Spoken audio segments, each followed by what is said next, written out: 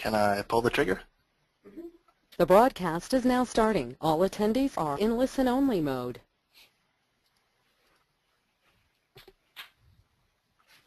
Thanks everyone for joining. Looks like we've got all of our attendees, and we'll get started with this. This is the first webinar of the new year, 2015. We're going to try and maintain a monthly schedule. We took January off to get our plan together for the year. This topic is going to be the Raptor Calibration Tool. My name's Ben Hoffman. Mike Godfrey is going to be co-hosting this with me, and we're going to talk about working with Raptor modules and calibrating and reprogramming. Before we get started, I want to mention that there's a chat panel on the GoToWebinar interface, and we'll be actively monitoring the questions that come in during the webinar. So if you have a question at any time, just type it into the chat window or the question window, and we'll try and address those either while we're presenting, if it's related to the current topic, or at the end. If you have trouble with GoToWebinar or some kind of technical difficulties, there's a chat window, and we do have some folks online that can try and help with any kind of difficulties that you have there. So we'll go ahead and get started. Before we, Mike, if you want to go to the next slide. Thanks. Yeah, before we get started on the actual topic, I wanted to just kind of present a small overview of New Eagle. For those that may be joining this webinar and aren't that familiar with New Eagle, we have three main functions. So we have a distribution function that we supply production-ready components.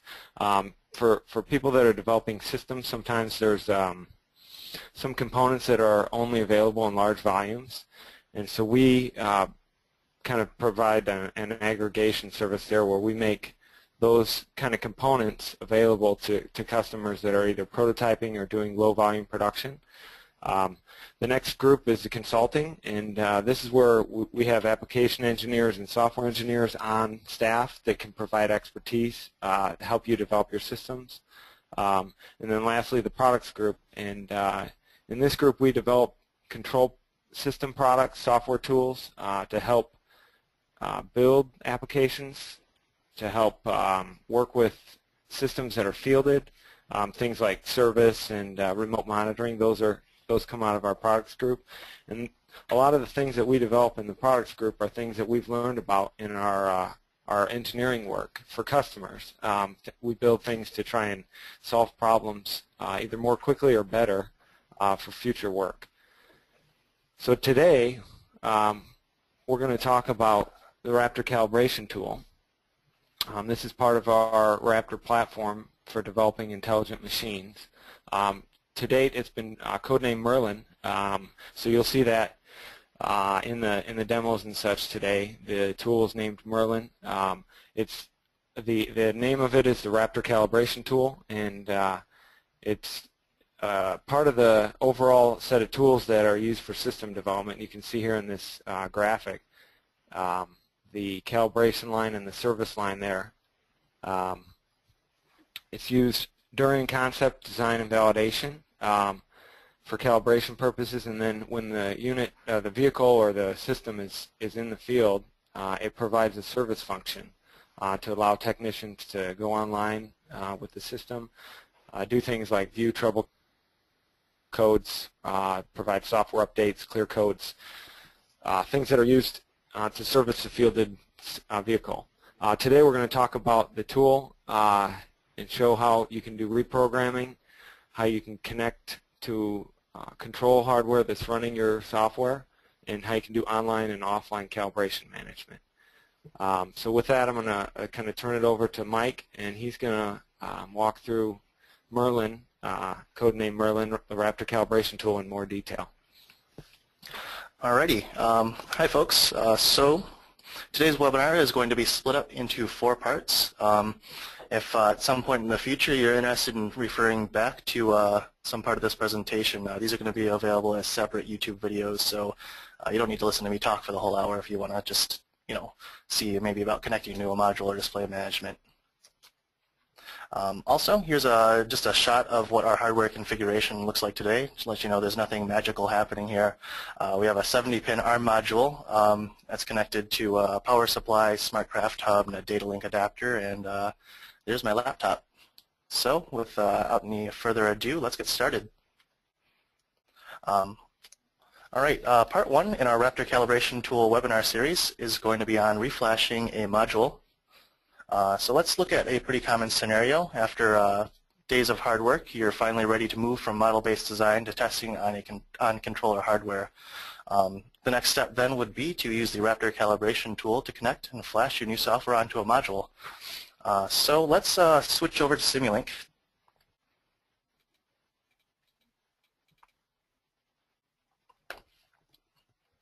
Alrighty, for demonstration purposes, I've put together this simple model that we're going to practice flashing with Merlin. I'll run you through it really quickly. Here's our ECU definition with a 70-pin ARM module that we just saw. We also have CAN definition with channel 1 open, and an XCP protocol definition. This is important because this is the protocol that Merlin is going to use to talk to the module. Other things happening here is this calibration signals subsystem. Inside of there, I've just got some scalar values along with the tall vector and a 2x2 matrix, and a counter value as well. That just counts up every 5 milliseconds on the foreground loop. If everything here looks good, we can use Control-B to kick off the build process. Those of you who have used the Raptor platform in the past may be familiar with using this build process to generate .VSF binary or .A2L or .hex signals files. We've left these in, however, as of Raptor 2014b, we've introduced our Raptor package format that contains both programming and signals data in a single monolithic file. If you're curious where this file gets generated after a successful Raptor build, you'll see the Show in Folder button, and that just leads to that will just open up the file on the file system. So now that we have a successful Raptor package generated, let's open up Merlin. Where is it? There we go. All right, when you first start up the application, you'll notice this big reflash a module button. And if later on you would like to initiate a reflash, you can also hit the same icon up at the top. So let's hit that to start a discovery on the CAN bus. So we see our 70-pin module, 70-pin module connected on the CAN bus. You'll also see this connect checkbox down at the bottom of the dialog. If you click that, the Raptor Calibration Tool will know to reconnect to the module after a successful reflash. So let's double-click on our module, choose the package file that we just generated, and initiate our reflash. Between loading the soft boot and the application, usually it takes about 20 seconds. All right, and there it goes.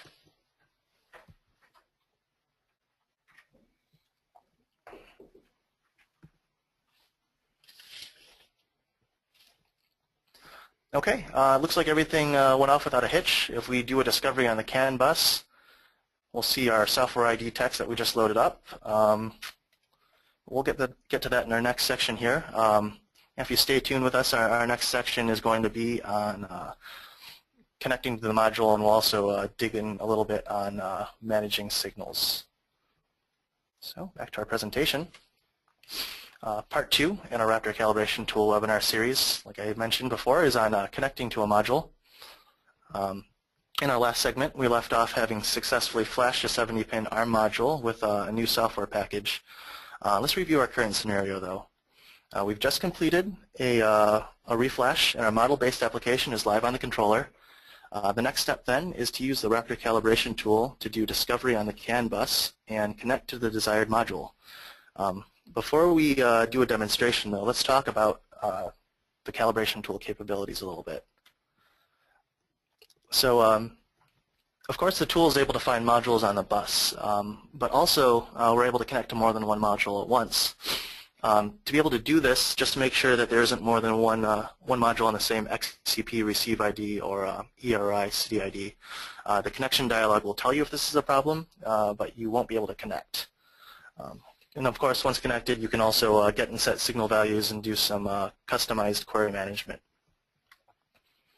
The Raptor Calibration Tool supports any Raptor module so long as there's an XCP definition block enabled, as well as a handful of popular Motohawk modules like the 112-pin, the 70 and 48-pin modules as well.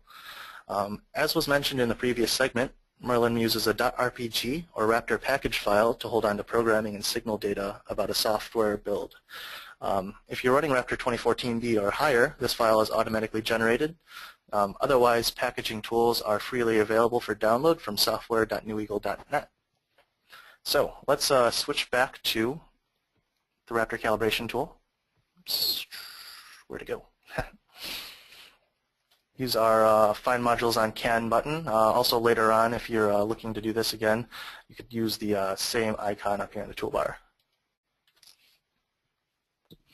So we select the module and connect. Okay, on the left-hand side, you'll notice a signals pane that has our software ID and folders that correspond with all the subsystems that we had arranged earlier in our model as well. So let's talk about different signal acquisition modes.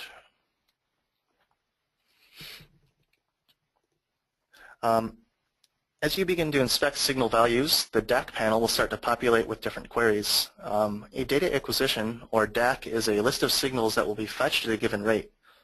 You can see that there are different speeds, 5 milliseconds, 10 milliseconds, 100. There's also an auto query list that will be refreshed at whatever speed the tool is capable of. Then manual query list is full of signals that get queried once and then not again until manually requested. This is a good place for string values and things that you know aren't going to change very often, like VIN number. An interesting note about all of this is that as the bus gets loaded with more activity, you'll see signals automatically move to slower DACs to accommodate for the extra bus traffic. Finally, since AutoQuery has an adaptive period, you can watch that query period change in the bottom taskbar as traffic increases or decreases. So let's switch back to our Raptor Calibration tool. Here's our DAC panel. We're going to drag this to the other side so we can watch this populate live. I'm just going to start grabbing some signals. Our scalar values, those get added to the 100 millisecond DAC. Vectors and matrices can't fit inside of a DAC, so those will automatically be added to AutoQuery. And you'll notice that as I start dragging more signals out onto AutoQuery, the query period down at the bottom here starts to change. So if I were to grab even more signals, we were at like 550 before, now we're getting up over to 600.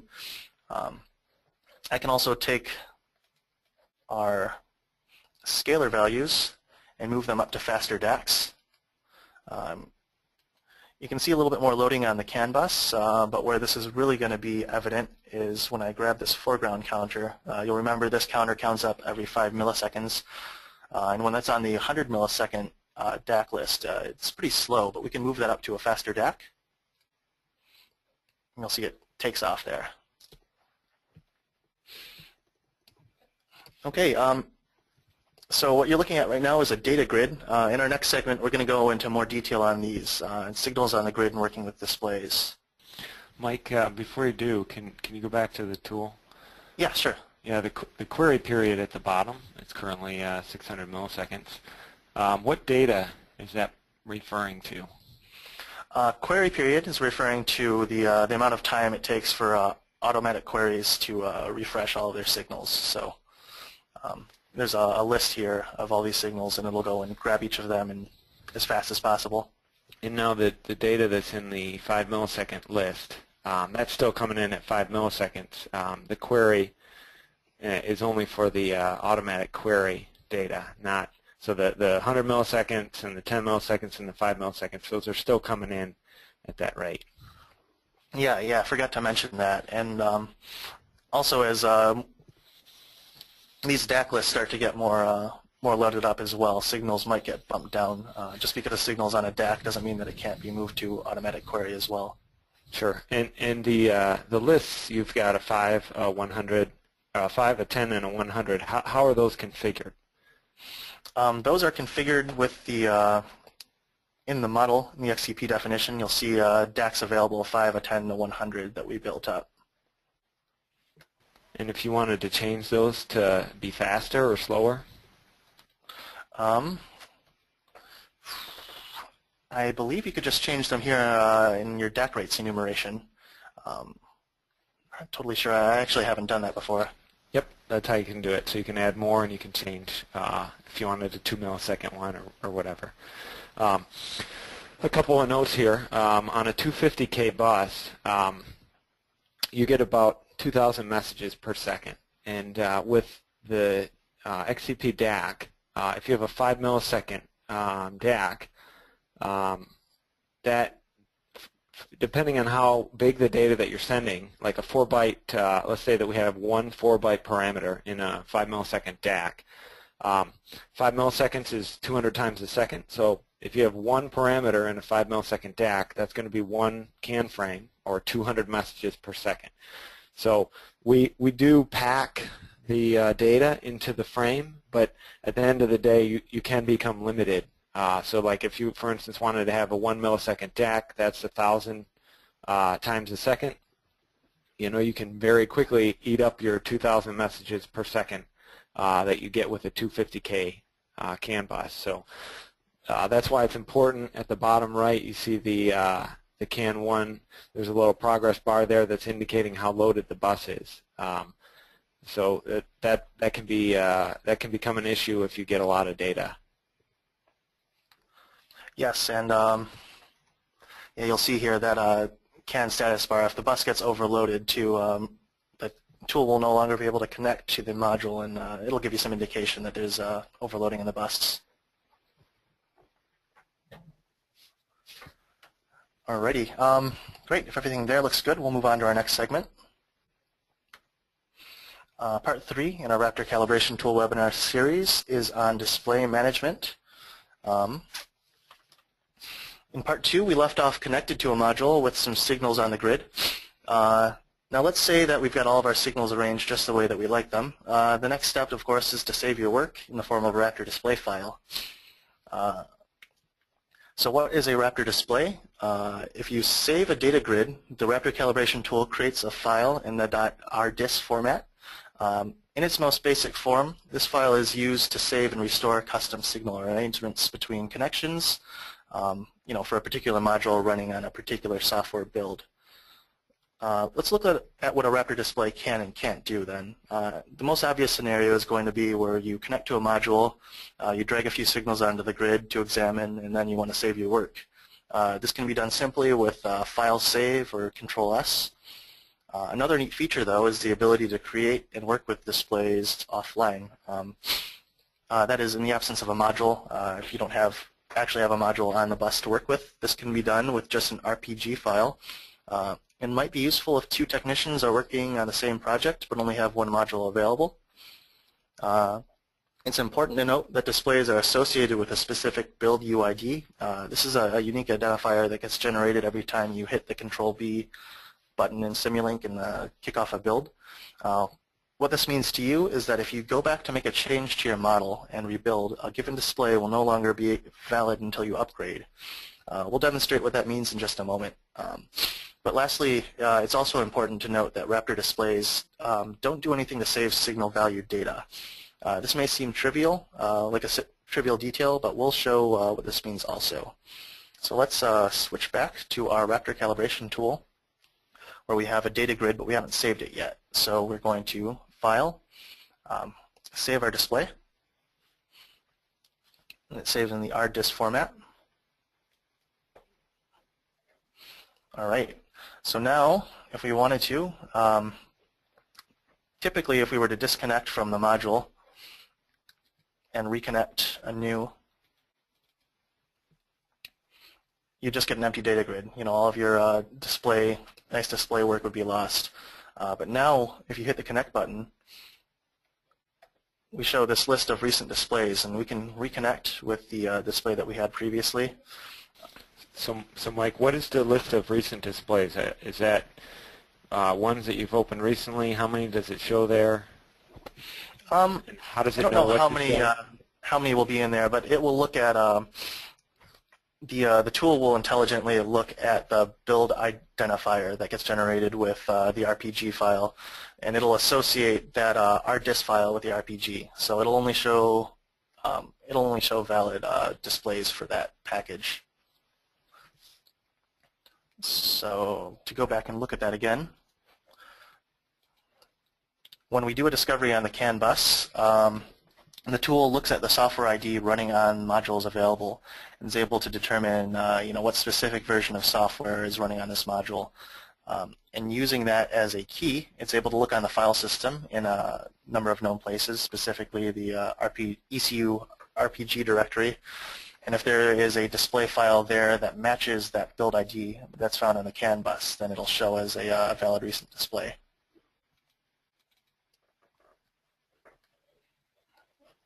And this can be any sort of presentation data. So if you wanted to put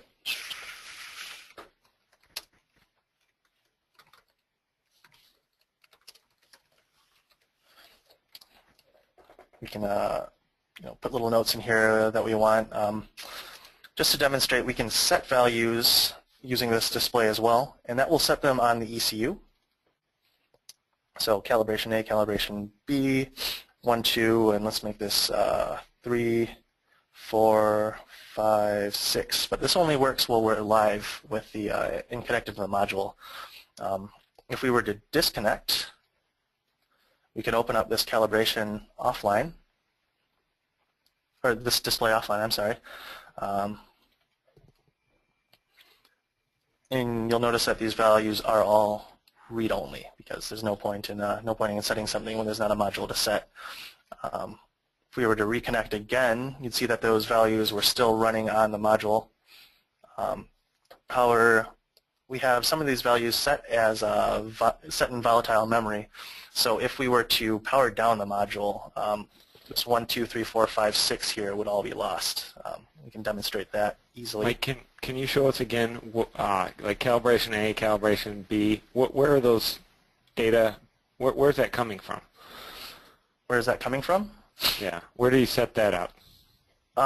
So I pulled those in from the calibration signal subsystem here in the signals grid. Back in the model, those signals were set as Raptor adjustment blocks, calibration A and calibration B. You'll see that they're stored in volatile RAM memory, so they won't persist past a power cycle. But the initial value was set at 0. That's the value that you saw when we first connected to the module.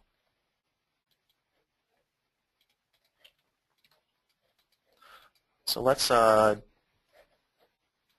disconnect, and I'm going to hit the switch on my power supply.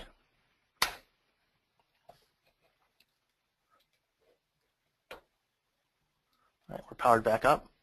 And when we connect again, you'll see that the display persisted the values. Maybe we didn't power down all the way. But I guess the important thing to note here is that the display, you can't rely on your display file to save your values. We'll cover Raptor calibrations in our next segment, which is specifically built for that purpose.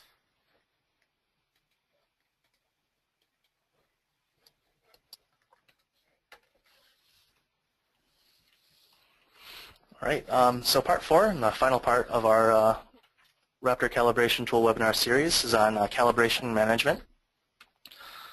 So let's look at another common scenario. Your team is working on a complex software model. You might have thousands of calibration signal values that you want to have fine-tuned, and you want to split the work up to do that fine-tuning of those calibrations.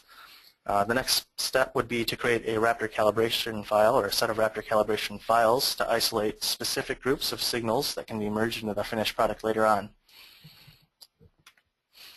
So what is a Raptor calibration? The Raptor calibration tool generates a file with a .rcal extension.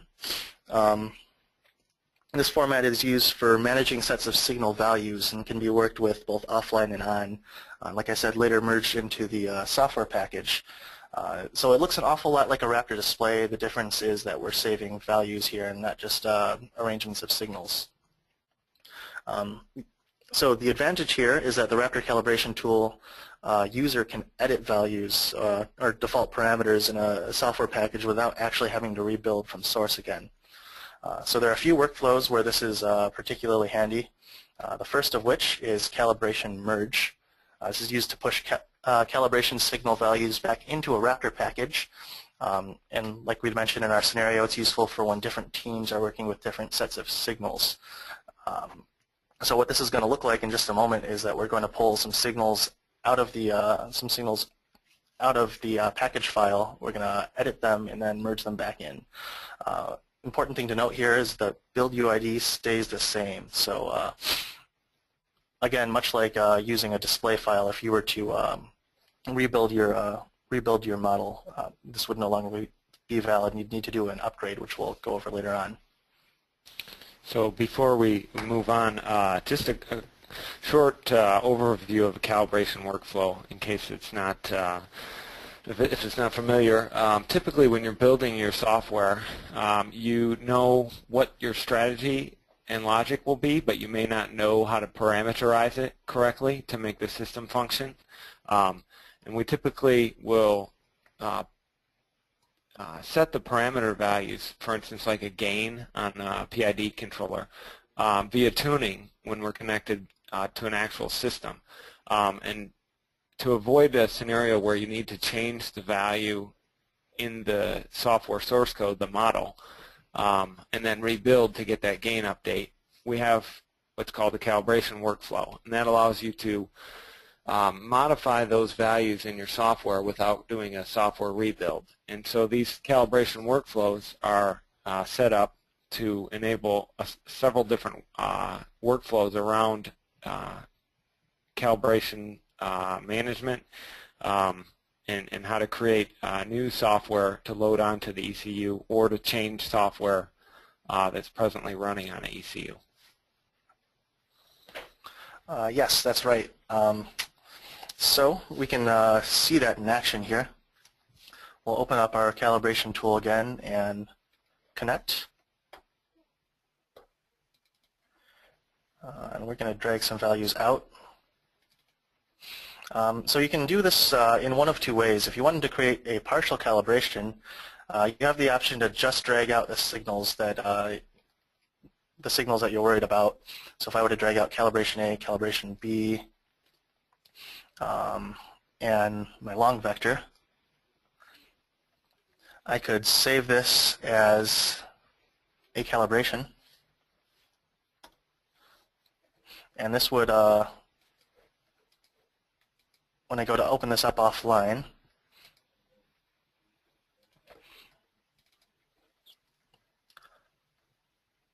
I'm only going to see those values that I was working with before.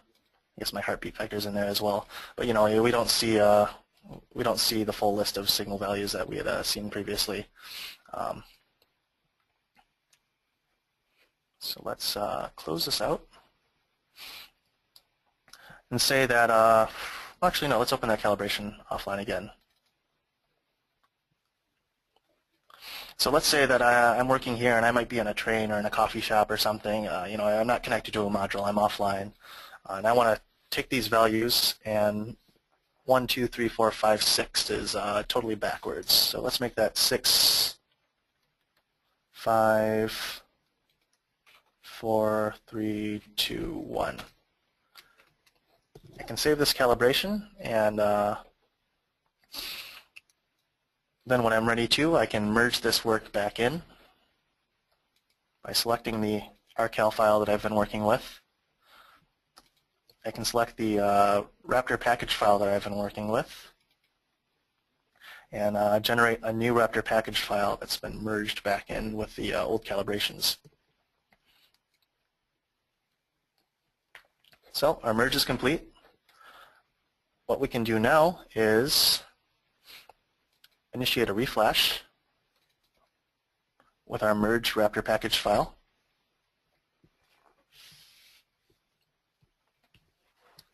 And what you'll see is right off the bat, these signals are going to have the values that we've just worked with.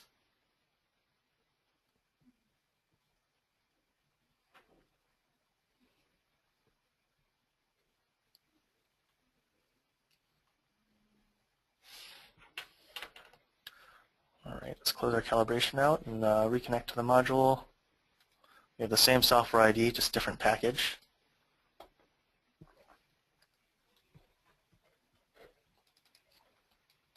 If I pull these signals back out, you'll see 6, 5, 4, 3, 2, 1. Okay, so now we've worked hard to get these values just right and just where we want them. Let's say somebody comes along and calibration A and calibration B are no good for signal value names anymore. And we want to do numerical counting instead. That is where a transfer upgrade would come into play. With the transfer merge, you can really only merge calibration values into packages that have the same build ID. So if you need to do a rebuild of a package, then a rebuild of a model, then you need to do a transfer upgrade so you don't lose all of your work. Let's demonstrate that in Simulink. Open up these calibration signals and change A to 1.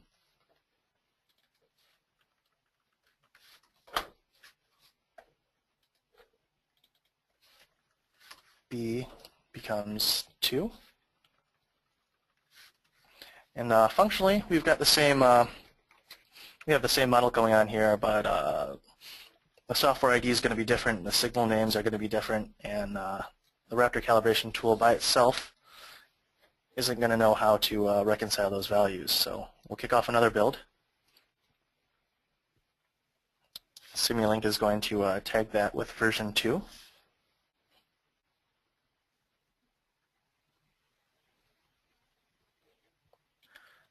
And here's our work so far. We have our version 1 and our display that we built for that. We have our merged Raptor package file that we built from our previous calibration. We don't want to lose any of our previous calibration work either. So to merge our calibration into our package number 2 here, we're going to need to do a transfer upgrade. So by going back into the application, we can choose to do a transfer upgrade offline. Choose our source RCal file, and the Raptor Calibration Tool is already going to know how to find the package that's associated with that. We can choose our target package file. We want to upgrade to version 2.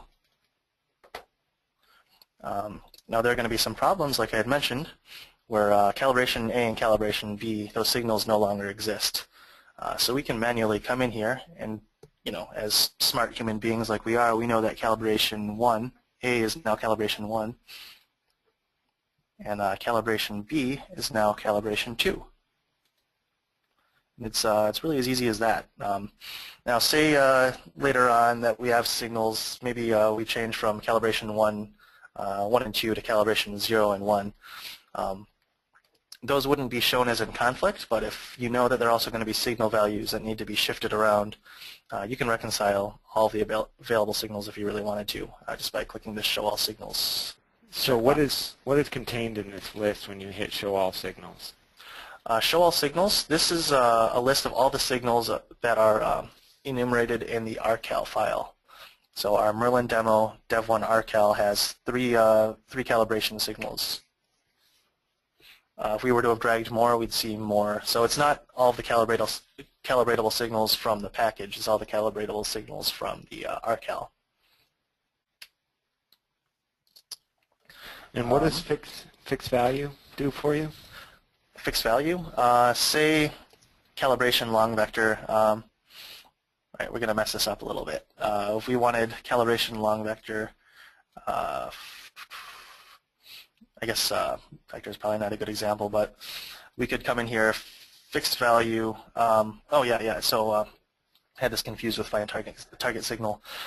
This has our previous value and our new value. So target signal is by default set to 0. You'll remember in our model calibration 2, we didn't do anything with our initial values of our signals, so those are all set to 0. And here is the value that's sitting in the RCal file. So now this shows what the upgraded value is going to be, but if that was wrong for some reason, we could change that to 5.5, and no, let's do that. Okay. So the go back to the fixed value window. So we've got on the left-hand side, we've got the source signal from the RCal, and then the target signal there, the values, the default value that was in the built software, and then the upgraded signal is the new signal name and the value from the RCal. So this is the transfer upgrade. The ranges that we see there are, if we go, can you open the model and see, this is int32, I believe, and we haven't set, yeah, go to the min and max. So we've got infinite and minus infinite for the min and max, and for a int32 type, those are the max. So if we wanted to constrain this when we set up our calibration, we could put those in there, and we'd see the proper values here for the first, the RCal, and then the actual built software.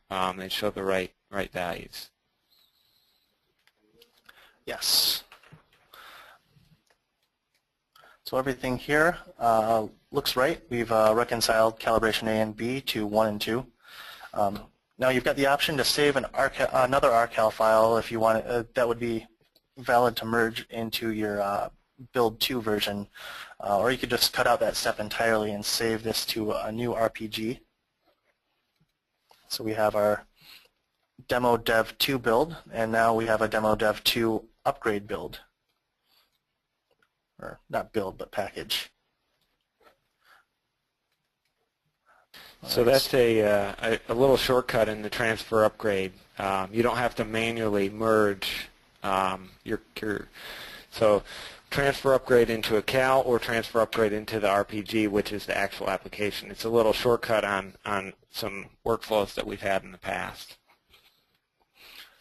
Yeah, so just to show what the original software by itself would look like, let's flash just the stock version 2 package onto the module.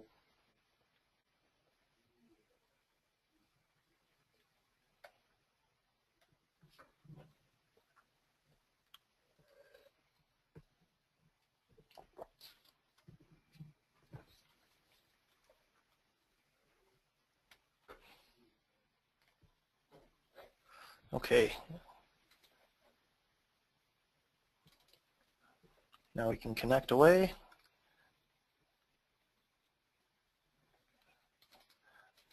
And here's our signals. We've lost our calibrations, unfortunately. But we've done a transfer upgrade and built a new package that has our old calibrations in them. So really this is going to be as easy as reflashing our module with our upgraded software package. I was going to hit that connect button. And all of our work will be saved.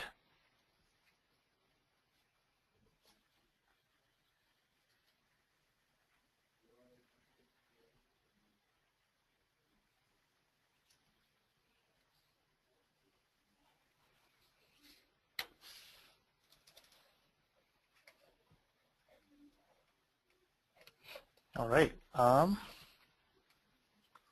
Let's connect again.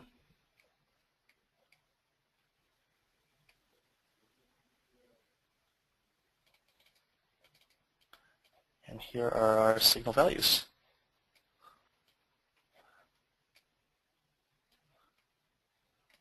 A and B are now 1 and 2, and everything looks good. Okay, well, that concludes the last section of our last segment of our webinar here today. Ben, do you have anything else to add? Yeah, let's. We do have a couple questions, but there's a couple other things I wanted to show. If you go back to Merlin, Mm-hmm. so if you open up the disconnect, yeah, and then go to.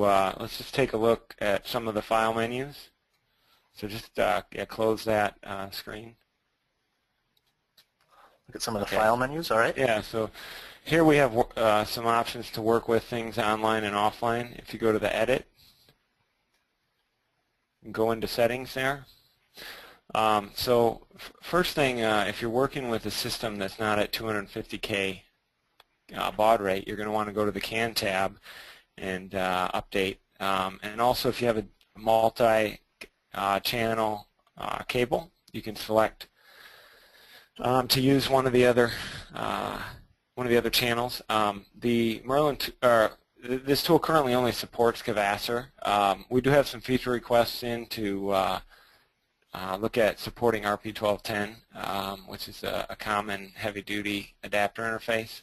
Presently it's Cavasser, and we have those Cavasser cables on our web store. If you go back to modules, so a couple different options here. If you go back to your model, open your model and go to the XCP block, you'll notice the broadcast ID. So for your network, you need to specify an XCP broadcast ID.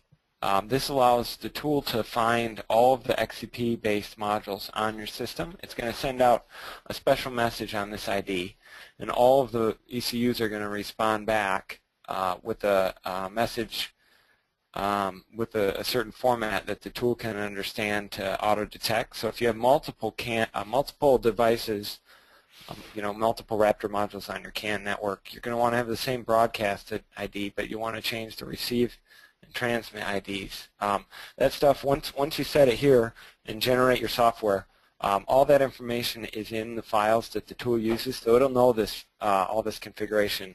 But you need to set the broadcast ID. You can just probably leave it at the 100 unless you have a reason to change it.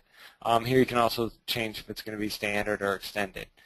So let's go back to Merlin and look at, so you can set the broadcast ID here, and whether it's an extended or standard ID, so that would be extended.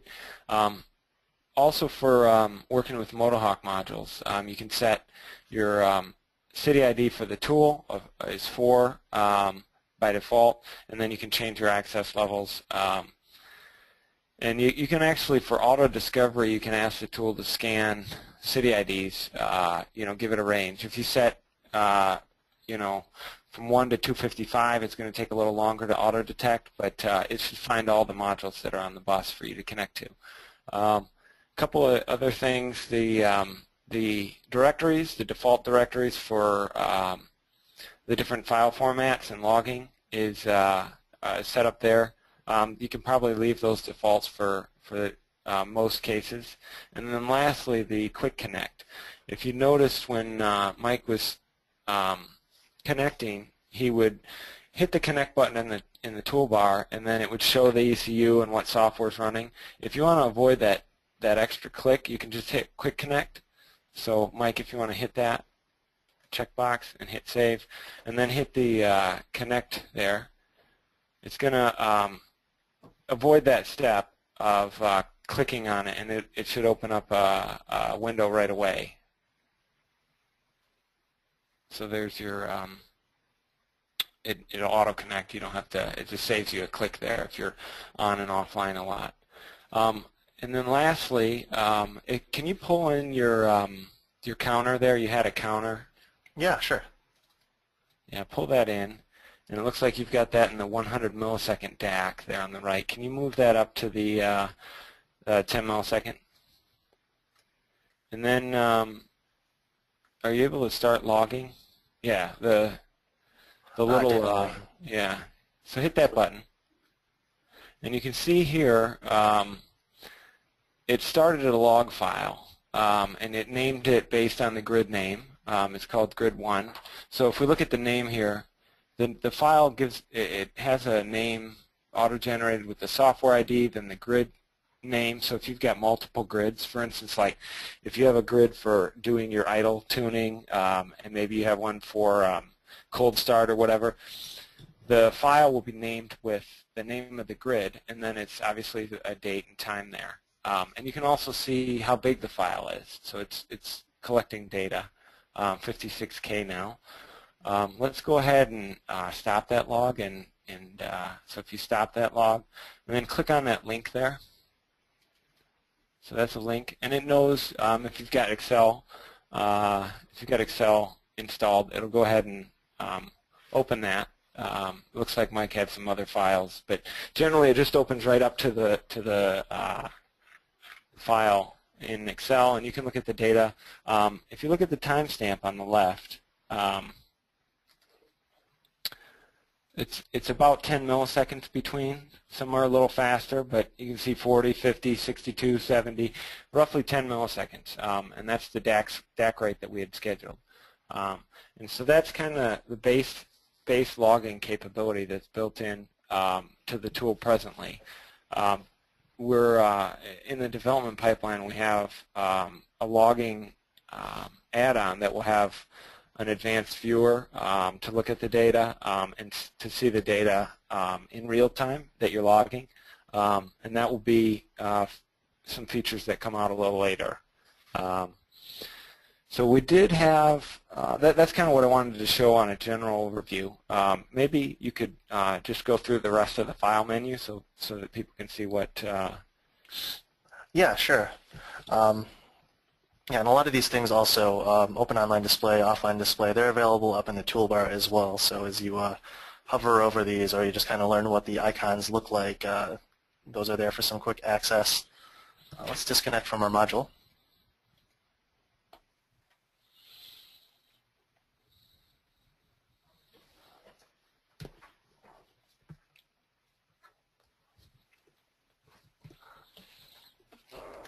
All right, so opening an online display. If you have a display that's set up for a, we should have saved that. If you have a display that's set up for a module that's found on the CAN bus, you can open the display and it'll automatically connect to that module. Let's demonstrate that because that's a pretty handy feature. So we're going to build the same. Model over again.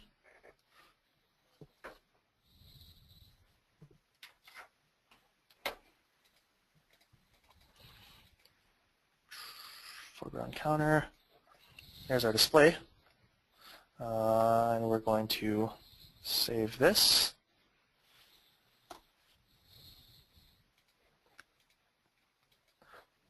Disconnect. Yeah, and that's one interesting thing to note is that Quick Connect will only open up a blank display. So if you you know that you've been working with the same display for a while, you can always open up an online display. Reload, connect.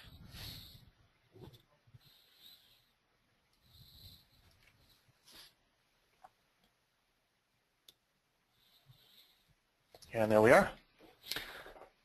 While you've got this open, we have a question about moving things around. Oh, okay. What is that? So how do we move things around on the grid? Oh, move things around on the grid. Right now, there's no way to. Right now there's no way to move things around on the grid. So the only way on the current release is to just delete and add them again. In our next release, we have this implemented, a feature already to be able to grab these by handle on either the signal or the label, and you could drag it around. Okay. Great.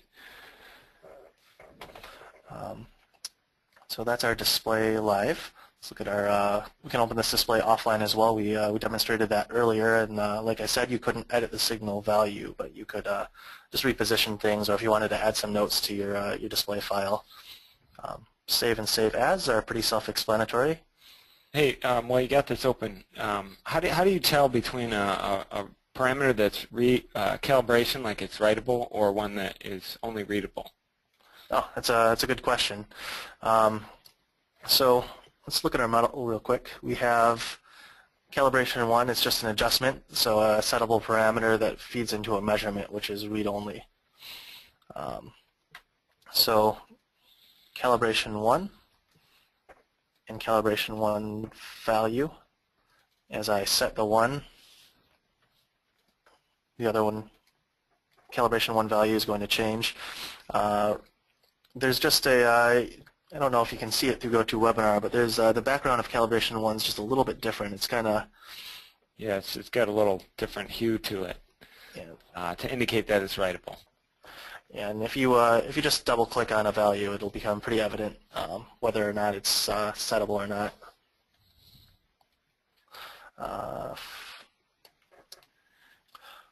Yeah, open offline calibration. I don't know if we, oh yeah, we'd done that before.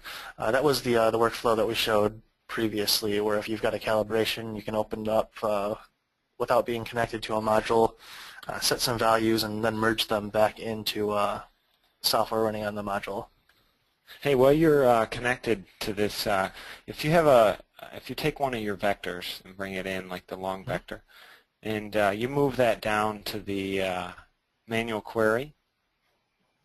Sure. So right now, this is not going to be updated unless you manually update it, right? Yes. Yep. You'd have to hit the refresh button for that. Okay. And then now, if you make a change to this, so this is a writable parameter. If you make a change to this, does that change go down to the ECU immediately? Go down to what? Go down to the ECU. Does it get written to the ECU immediately, or does it do you have to hit refresh to get that value? I believe you have to hit refresh, but let's take the value that's reading that vector, drop it onto the grid, and we're going to keep that on auto query, but change one of these values around. So 1 is not enough. Let's make it 100. Yeah. Okay. As I suspected, it writes the value immediately, and then you can see the value being read, and maybe you can show in the model where that is being. Yeah. Here's our long vector and our long vector value. Yep.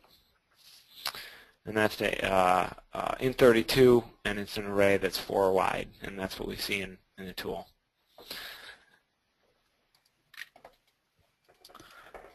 Yeah. And then. Yes.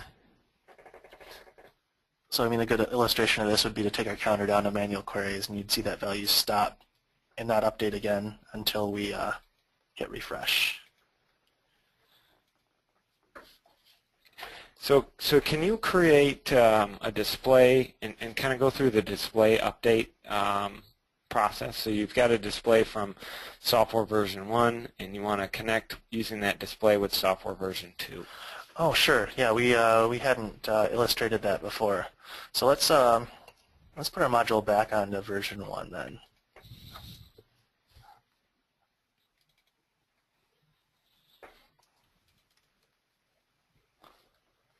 We already have a display built for that.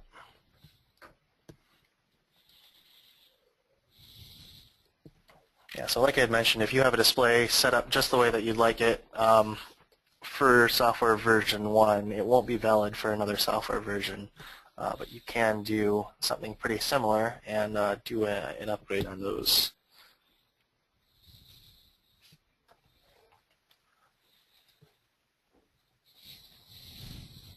Oh, we have quick connect turned on right now, so it's trying to connect to the mod. It's just going to open up a blank display.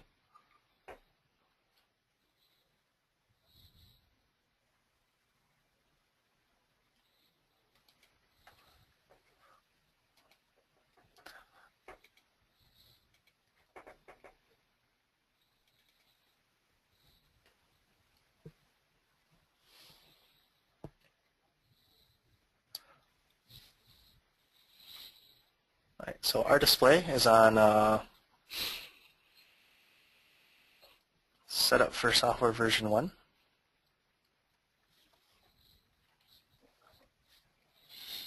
Here's all of our values, and we want to upgrade this to work with version 2.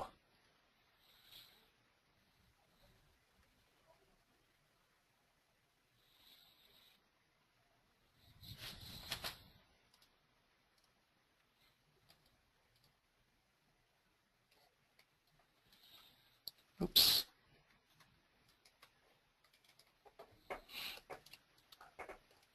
We can upgrade our display by choosing our old display file.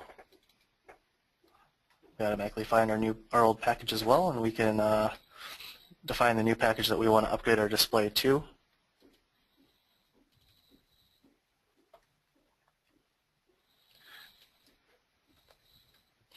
So you'll remember that we changed some things around. Calibration A became Calibration 1, so again we need to reconcile those for our display as well. Calibration B became Calibration 2. Calibration A value, Calibration 1 value, so on and so forth. We already have a display for build 2, so we're going to call this Merlin Demo Dev 2 upgraded.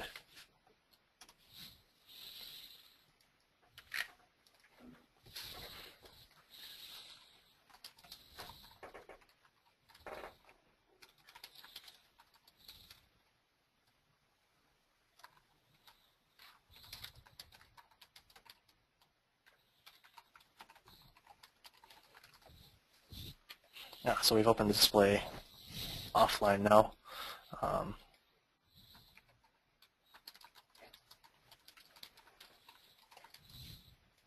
Didn't mean to connect, but to do a reflash.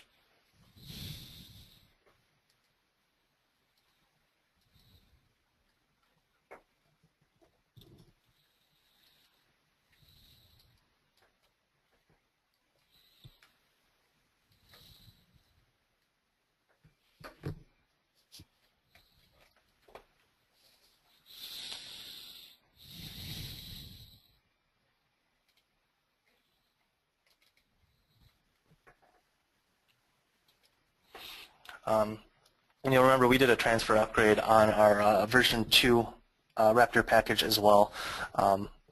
Being as both of those have the same build ID, our display is compatible with either of those software packages. So just to demonstrate that we set the target package of our display as Merlin Demo Dev 2, but we could flash Merlin Demo Dev 2 upgraded with our upgraded calibrations onto the module and still open up our new upgraded display as well.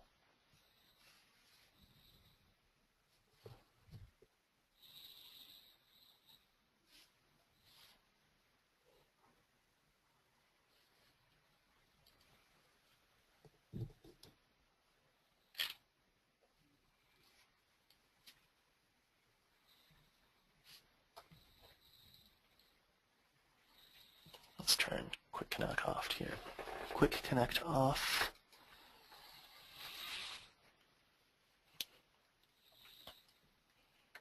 All right, we have 2 displays available to us. Here's the one that we just built, upgraded from version 1.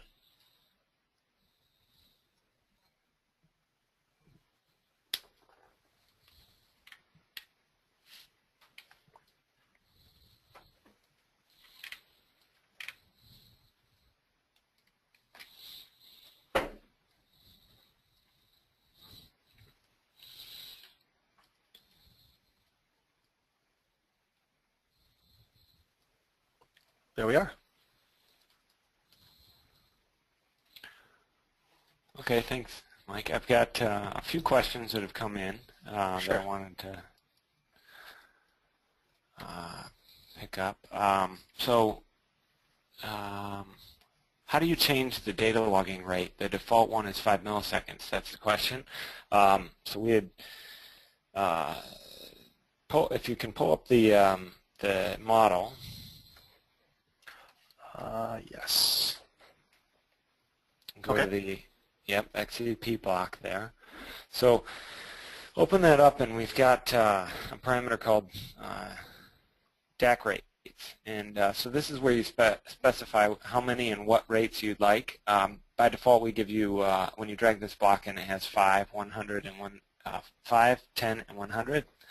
If you'd like more or different, you can just modify those there. There was a question, how do you create an RPG file? Mike, I think you may have covered this at the beginning. Raptor 2014B and later, I believe. What did you say earlier? Yeah, Raptor 2014B or later will have a RPG file automatically generated. If we look in the build logs here, it goes to C ECU RPG. And you can set where it goes in the target definition block. You can set the output location for those. Yes, Raptor default, or you can do a user-defined RPG A2L binary location as well. But Raptor default is, yes, C ECU RPG. Excellent. So that's how you create an RPG file. Now, if you're using a prior version of Raptor and you want to work with the Merlin tool, you can use the Raptor packager that's available on software.neweagle.net. There's a question, do we need to create a special, say, Merlin definition block in Raptor or Simulink? No, the calibration tool uses XCP protocol, which is built in to the module and added and configured by putting the XCP protocol definition block into the model. For most projects, if you start from the template, using the Raptor create project script, for instance, that block's already in there, and so most of the time you won't need to deal with it. If you want to configure it, you can open it up with the Raptor XCP protocol definition block and make changes. Yeah, the only things that Merlin needs to connect are this XCP protocol definition and the RPG file that gets generated as well. You'll notice that if this XCP protocol definition, if we were to remove this from our model and build, and you could still program the program with whatever software you would previously use to program Vansco Flash Loader with the .vsf files, but an RPG file will not be generated, and Merlin won't be able to reflash with just that. So, well, it says RPG file generated, but there's no link to C ECU files, C ECU RPG. So it didn't create one? No, yeah, no RPG is generated. Yeah, here's our notice: Raptor package will not be created. To generate a Raptor package file, include an XCP definition block in the model. Okay, so it looks like all of the questions that we have from everyone. So thank you for joining. We will post this online so you can review it later. And as Mike said, the individual topics will be separate videos that will be available on an as-needed basis. So thank you, everyone. Yep, thanks for joining us.